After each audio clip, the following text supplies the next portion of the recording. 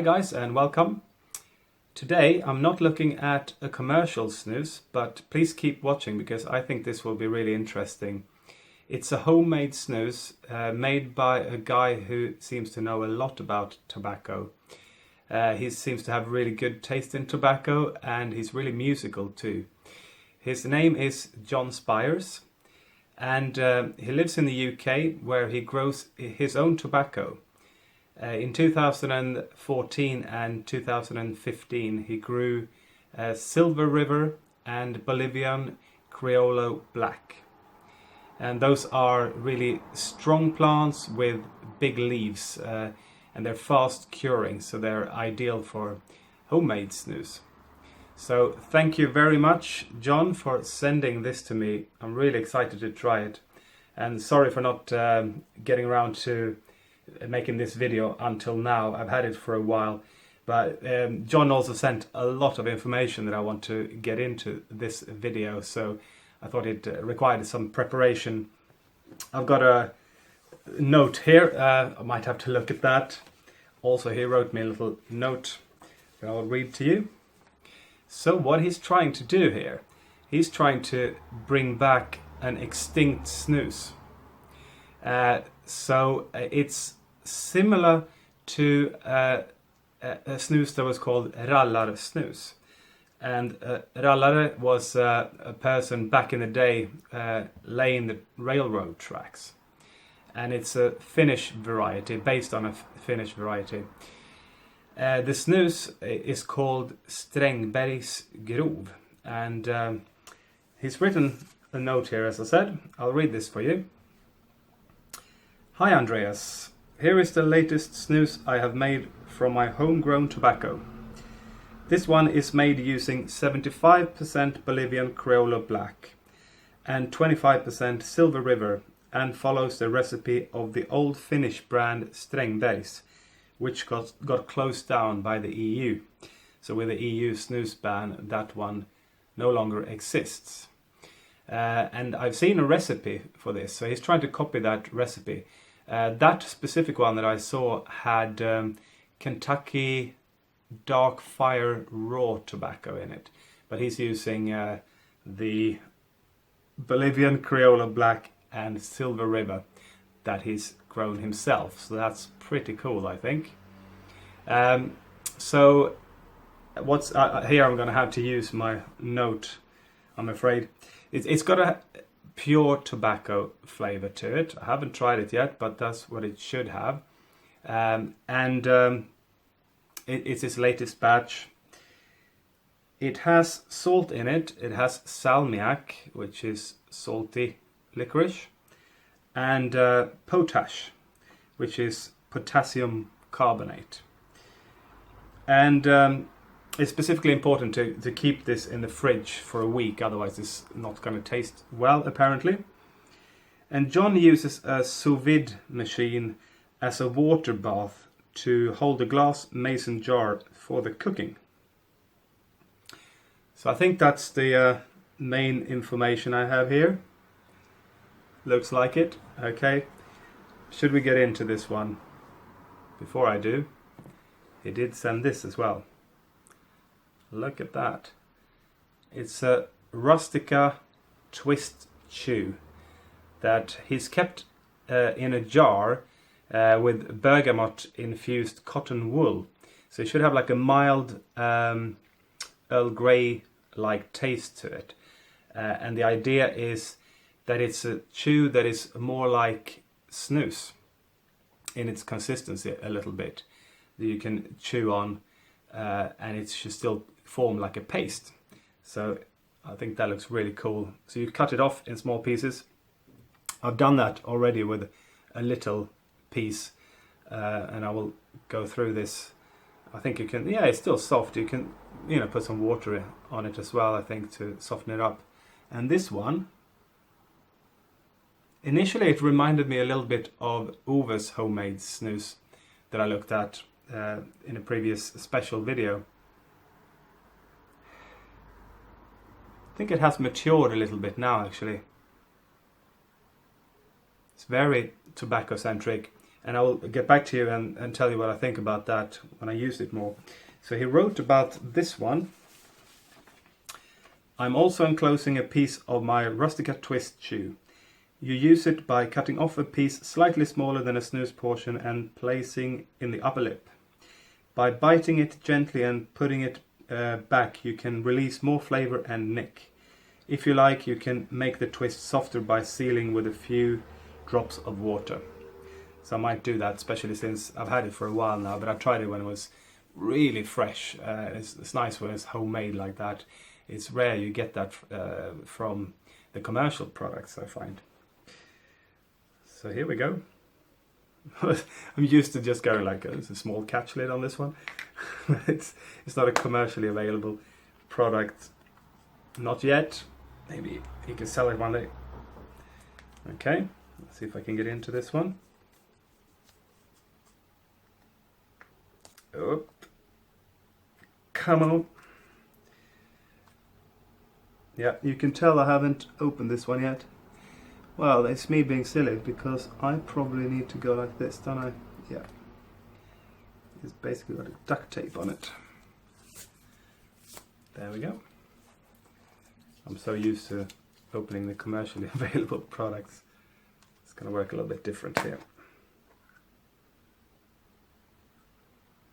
Check it out. That's pretty cool looking. Okay, I'm going to smell this one. Wow.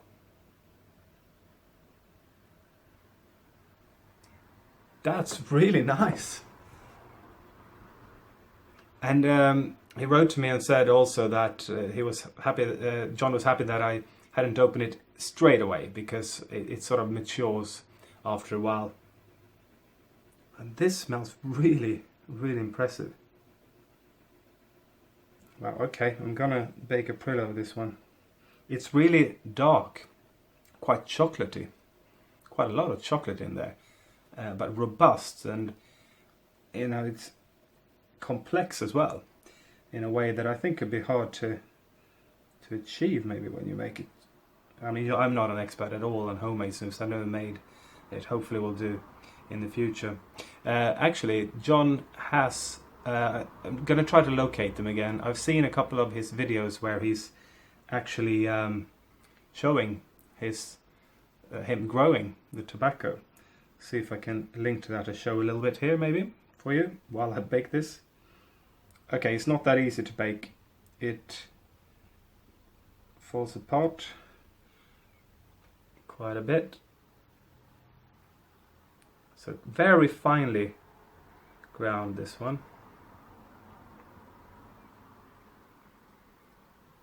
Okay, here we go.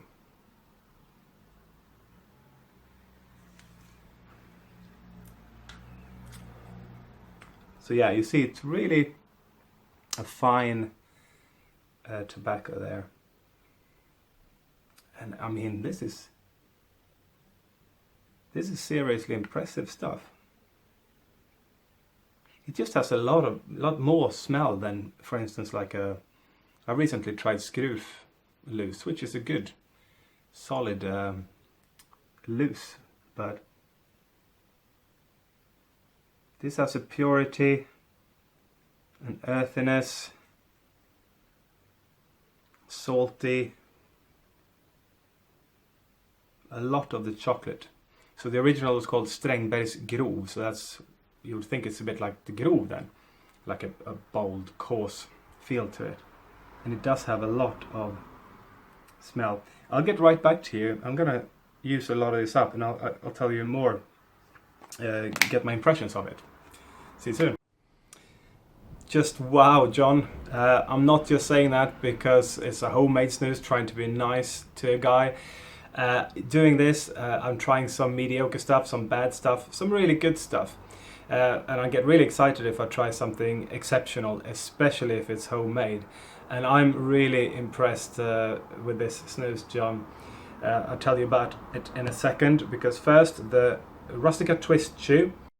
Used some of it. You kind of make pieces like that. And as you can see, it's sort of you know, you got the tobacco like that in there, the leaves. I'm not a user of chewing tobacco normally. I have used Oliver Twist. I think here the tobacco comes through really nicely because it's a Rustica, it's a strong tobacco, but it's been mellowed here by the bergamot infusion. So it's more subtle than the Oliver Twist I've had, I think. But at the same time, if you chew on it, it gets quite strong. So it's not normally what I do, but it's a nice chew for sure. In my limited experience, it's mellowed with the bergamot, but really nice tobacco. So, but for the snus, okay, so it's been cooked first for 48 hours in 80 degrees, and then added some more salt and salmiak, and then for another 12 hours in 70 degrees, I believe. There's also a little bit of licorice root in here, so it gives it a sort of a natural sweetness to it. I have saved some because I don't want to use it all. It's really nice. I got to tell you, madly enough, the closest snus of commercial products I've had to this taste is General Carus Färviken 2016, which is my favorite snus of all time so far.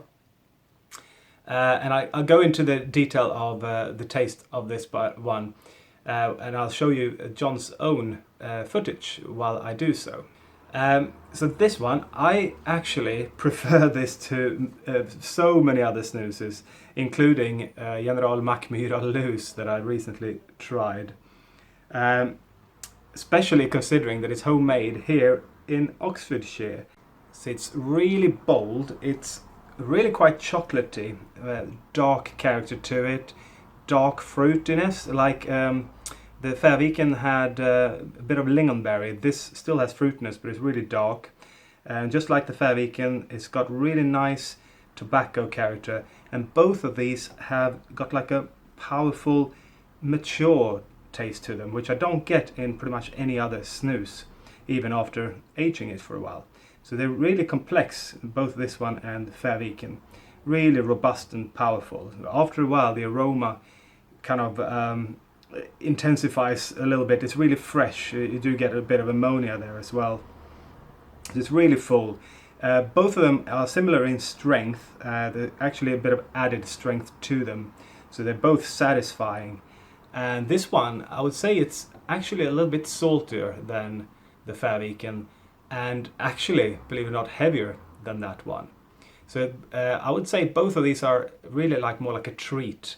So it took me, as I said, like half an hour, and I realized, whoa, this reminds me of Färviken, and it's that sort of added satisfaction that I don't get in most other looses for sure. That it has a much more of a robust, mature taste, and that's really impressive. So maybe if this one was also single cut like the Färviken, it would be really, really interesting, because that all lamina, pure sort of small batch quality to it's amazing. So I've got some left. Got to say, whoa, got to save me some. As you can see, it does fall apart a little bit. That's the only problem with it, but I can live with that. I shouldn't have done like that. It's a treat, that's what it is. So guys, or rather John, I'm sorry if the viewers are now going to contact you trying to get this snus off you. Maybe you have to go into full-scale production. It is that good, it really is. Love this snus. Thank you very much for sending it to me. Cheers. And guys, next week we're into Fruit Theme Week. So 4 different fruit snooses next week for you to look forward to. See you. Thank you for watching. Bye.